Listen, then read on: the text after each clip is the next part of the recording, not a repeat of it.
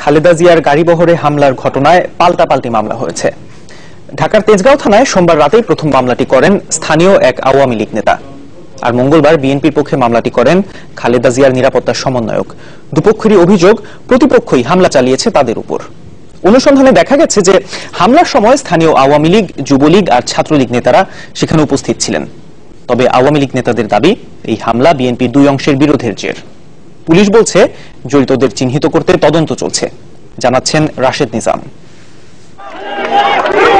ঢাকা উত্তরের মেয়র প্রার্থী তাবিদ আউয়াল ও ২৬ নম্বর ওয়ার্ড কাউন্সিলর প্রার্থী নবী সুলাইমানের নির্বাচনী প্রচারে বেগম খালেদা জিয়া। হঠাৎ করেই উত্তপ্ত পরিস্থিতি প্রচারণায় থাকা বিএনপি ও স্থানীয় আওয়ামী লীগ নেতাকর্মীদের মধ্যে। এ সময় সেখানে উপস্থিত ছিলেন ২৬ নম্বর ওয়ার্ড আওয়ামী লীগের সভাপতি জহিরুল হক জিল্লু। তার পাশেই কালো পতাকা হাতের ব্যক্তিটির নাম আল নাহিয়ান, যিনি ২৬ নম্বর ওয়ার্ড আওয়ামী লীগের নেতা। এছাড়াও দেখা মেলে সাবেক ওয়ার্ড সভাপতি ও বর্তমান মহানগর উত্তর ছাত্রলীগের সাংগঠনিক সম্পাদক মিজানুর রহমানের। হাত উঁচিয়ে নির্দেশ দিচ্ছিলেন তিনি। থানা ছাত্রলীগের দুই কার্যনির্বাহী সদস্য তুহিন ও আলামিন ভাঙচুরের ঘটনা ছিল সবচেয়ে মারমুখী। এছাড়াও গাড়ি ভাঙচুরে নেতৃত্ব দিতে দেখা গেছে আওয়ামী লীগের তেস্তুরি বাজার ইউনিটের সাংগঠনিক সম্পাদক সুমন আর শ্রমিক লীগের হাত কাটা কাশেম গ্রুপের নেতা শামসু সহ পলিটেকনিক ছাত্রলীগের সভাপতি জাকিরকে।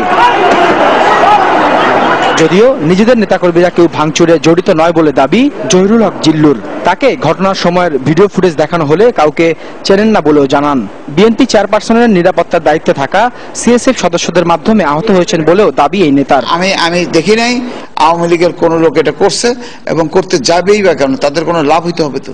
এটা ইকবাল পাটোয়ারিকে নমিনেশন না দেওয়ার কারণে তাদের যে গ্রুপিংটা হয়েছে, আপনারা সাংবাদিক, আপনারা এলাকায় খোঁজখবর নেন, অনর্থক ভাবে খালেদা জিয়ার এই সিএসএফ বাহিনী আমাদের উপর আক্রমণ করছে। আমাকে সহ প্রায় ২০-১৫-১৬ জন আমরা আহত হয়েছি। আহত কয়েকজন আলরাজি হাসপাতালে চিকিৎসাধীন। এমন খবরে জহিরুল হক জিল্লুর বাসা থেকে মিনিট ৫ ব্যবধানে সেখানে যাবার পথেই তুহিনের দেখা মেলে তাড়াহুড়োরত অবস্থায়। জানা গেল সোহরাওয়ার্দী হাসপাতালে নেওয়া হচ্ছে তাকে। বাক প্রতিবন্ধী তুহিন জিল্লু ভাইয়ের সাথে থাকে, এমন তথ্য দিলেও ক্যামেরা দেখে ভড়কে গেলেন তার সাথে থাকা জাবেদ। না, চিনি না। না কই বলে নেই। পরে খোঁজ নিয়ে জানা গেল হাসপাতাল কর্তৃপক্ষকে আনুষ্ঠানিকভাবে না বলেই হঠাৎ করেই কোনো ছাড়পত্র না নিয়ে চলে গেছে তুহিন। তারা চলে গেল, কিন্তু আপনাদের ডিসচার্জ সার্টিফিকেট না নিয়ে তারা চলে গেল। হ্যাঁ, ডিসচার্জ সার্টিফিকেট আমাদের এখানে লেখা হয়েছে, ওরা হয়তো পরবর্তীতে নিয়ে যাবে আর কি। এদিকে তেজগাঁও পুলিশের উপকমিশনার বিপ্লব সরকারের জোরালো বক্তব্য, ছাড় দেওয়া হবে না ব্যক্তি বা দল দেখে।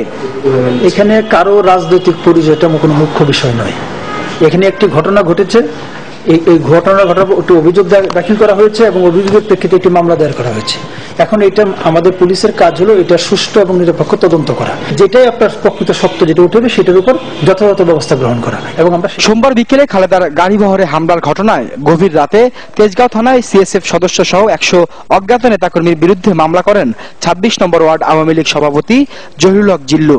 আর মঙ্গলবার সকালে খালেদা জিয়ার নিরাপত্তা সমন্বয়ক ফজলে ইলাহি আকবর ঘটনায় জড়িতদের খুঁজে বের করতে মামলা দায়ের করেন। রাশেদ নিজাম, চ্যানেল 24, ঢাকা। স্বরাষ্ট্র প্রতিমন্ত্রী আসাদুজ্জামান খান কামাল বলেছেন, খালেদা জিয়ার ব্যক্তিগত নিরাপত্তা বাহিনীর বাড়াবাড়ির কারণেই তারা হামলার শিকার হয়েছেন। মঙ্গলবার দুপুরে সচিবালয়ে সাংবাদিকদের প্রশ্নের জবাবে তিনি একথা বলেন।